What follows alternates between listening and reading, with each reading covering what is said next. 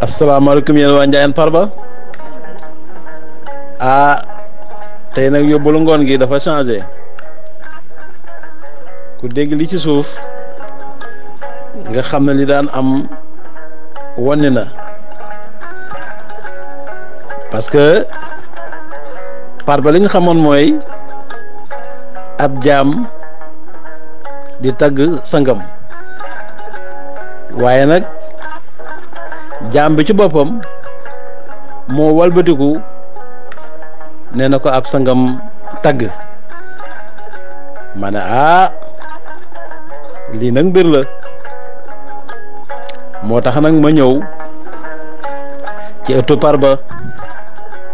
di wax ni kii di Coro Sow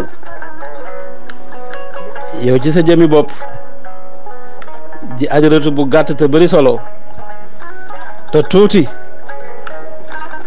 yow yaay doone Maguette Njare bu Mor Anta bu Morun Faajulo bu Njaga Fatim Mamadou Atta Kan Maamu Ndiaye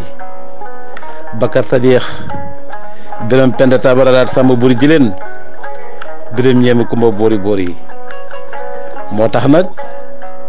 ma ñëw tey di la waxin ne yow Coro Sow di doone Maguette Njare ndaw jur ko yow yaay sëtë funti galo 5 euros yi nga waroon a jox nag jëlal 2 euros yi jox ko ki nga xam ne kii mooy buri ñang moom mu fajoo ko parce que man maa yaa na waroon a faj la ca des nga jël ko jëndee ko frotté yeneen 10 euros nag yi nga waroon a joxal ma ko yaa Seyda soxna Ramatal la koor moomin mu fajoo ko parce que yéen ñëpp nag maa leen war a faj wala ne jëndal ordonnance loolu nga bëggoon loolu laa def kon ngeen gis ne àddina daal soppeeku na bu fekkee ne nag léegi ab sang mooy tëggab jaamam man na xamatuma ci dara waaye Ndiaye Parba ate leen jërë ngeen jëf ba suba ak jàmm ci beneen yóbbal